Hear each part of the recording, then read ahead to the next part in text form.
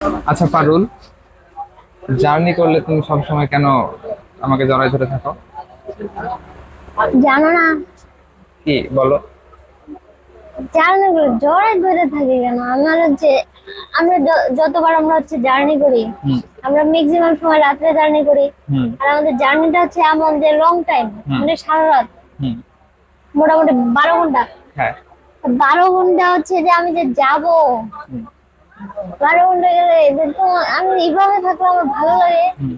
আর জানোই তো এটা ট্রেনটার যে অবস্থা, মানে হ্যাঁ। একটু যে ভালোভাবে যে যাবা এটার তো কোনো উপায় নাই, হুম। অপশন নাই। তার জন্য আমি তোমার তার জন্য এখানে তুমি হ্যাঁ আমি এভাবে সবসময় যাই। আমাকে এভাবে জড়ায় ধরে থাকবা? হ্যাঁ। হ্যাঁ।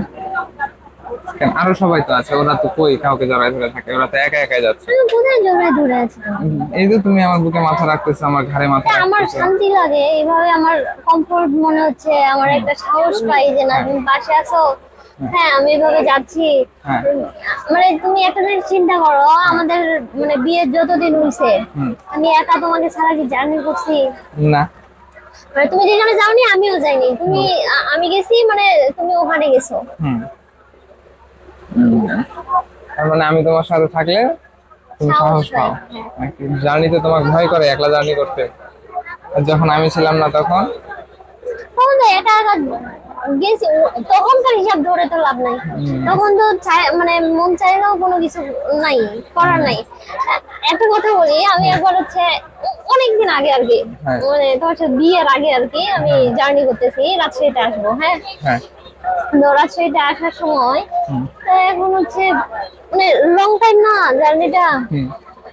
আমার পাশে এরকম মানে এখন যেমন তুমি আমি হাজবেন্ড ওয়াইফ যাচ্ছে এরকম দুইজন বসে, হুম। তো এই সেম ভাবেই হচ্ছে মেয়েটা এরকম করে মাথা দিয়ে যাচ্ছে। হ্যাঁ, হুম। মাথা দিয়ে যাচ্ছে। তো আমি এখন মনে মনে চিন্তা করতেছি, হুম। এখন যদি আমার আমার যদি কেউ যদি থাকতো তাহলে হচ্ছে আমিও তো এইভাবেই যাইতে পারতাম। আমার আর কোনো চিন্তা মানে একার যে একটা নিজের নিজের যে একটা দায়িত্ব হ্যাঁ। নিজেকে নিতে হয়, এটা তো নিতে হয় না, এখন যেমন তুমি নিয়ে নিছো। হুম। হ্যাঁ, আমার কিছু লাগলে বা কোনো হুম। কিছু মানে যেটাই হোক, এখন হুম। আমার পানি খেতে ইচ্ছা করো বা যে কিছু লাগুক তুমি এটা দায়িত্বটা বহন করো। হ্যাঁ, আচ্ছা। আমার কোনো টেনশন নাই, চাপ নাই।